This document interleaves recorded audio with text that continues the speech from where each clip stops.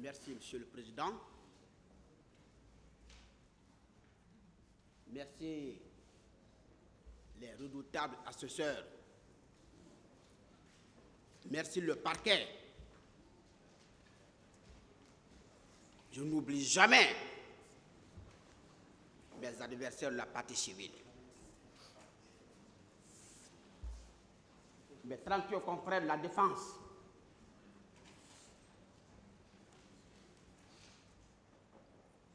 Je voudrais être très clair. La tradition africaine, nos valeurs,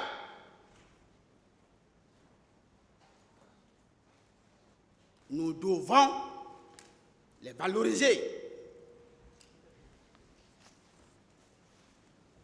Nous ne sommes pas à Washington, on n'est pas en Chine, on n'est non plus à Paris. Les reconnaissances et les remerciements constituent le socle de notre valeur.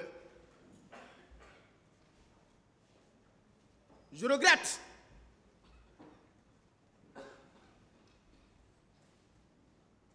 Monsieur le Président, vous conviendrez avec moi qu'après le passage fabuleux de ces éminents confrères, je me trouve dans une situation compliquée.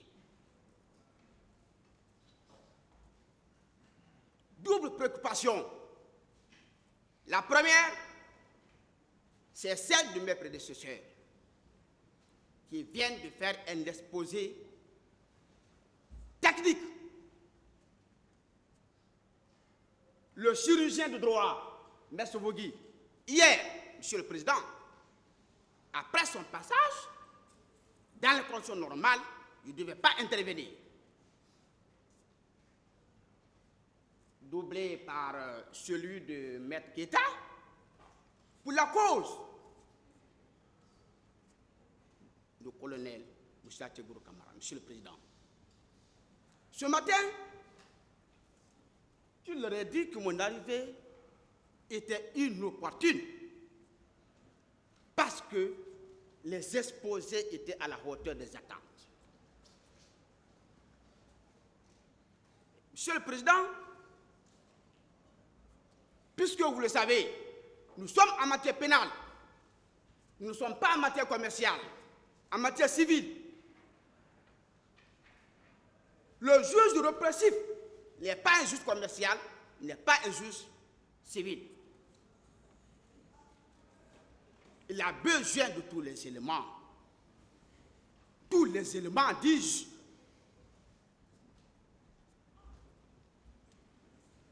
Je ne saurais continuer, Monsieur le Président, sans aller très loin sur votre personnalité. Je ne vous ai pas encore découvert au prétoire. Mais mon premier maître, Sidram, paix à son âme, que Dieu l'accueille dans son paradis, me disait en 2005, il était avec le doyen, le baobab, Paul Yomba, que vous avez besoin de connaître le juge pénal. Vous avez besoin de savoir comment le juge répressif vous regarde. Vous avez besoin de savoir comment il regarde ses conseillers.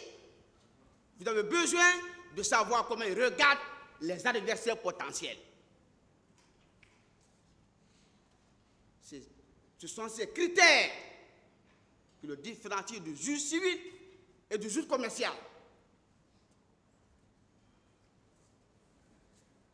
Et, Monsieur le Président,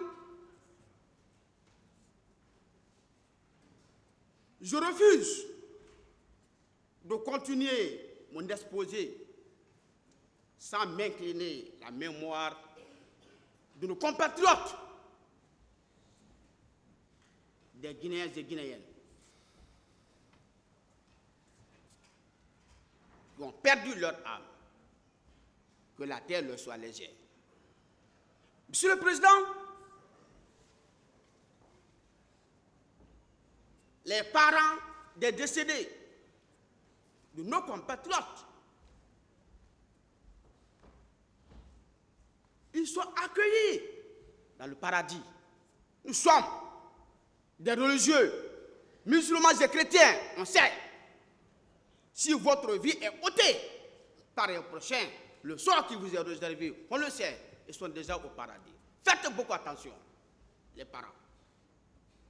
Je pleure leur âme.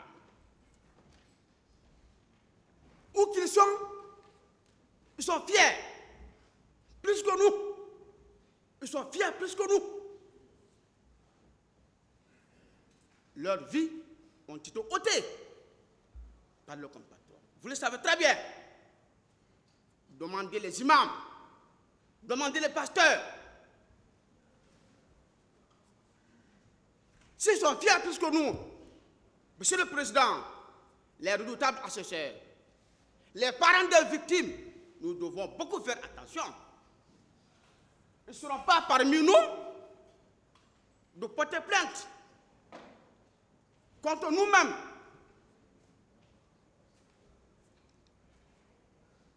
Les blessés,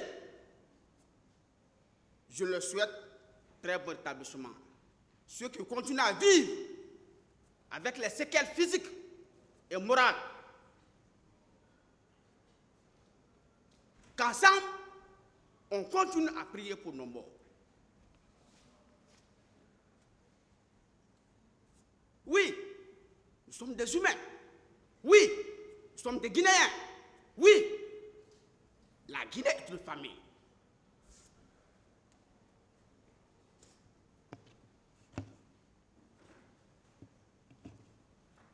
Monsieur le Président, je m'impose la rigueur de me réserver d'exposer les faits.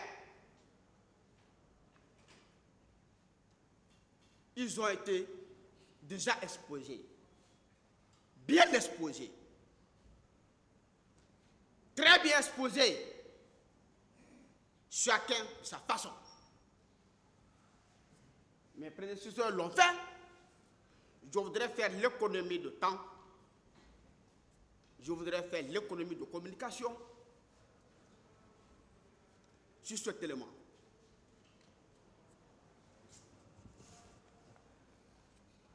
Monsieur le Président, l'objectif de mon séjour ce matin devant vous résulte des termes de l'ordonnance numéro 007 2017 qui vous saisit. Et j'interviens aux côtés des redoutables confrères pour soigner, pour repousser toute attaque, tout exposé, tout argument non fondé, dis-je bien, comme le colonel Moussa Tegoro Camara, qu'on n'a pas besoin de montrer aux Guinéens. On n'a pas besoin, Monsieur le Président. Ici, à Conakry, à l'intérieur, on n'a pas besoin de le présenter. Cette ordonnance, Monsieur le Président, reproche à mon client un certain nombre d'incriminations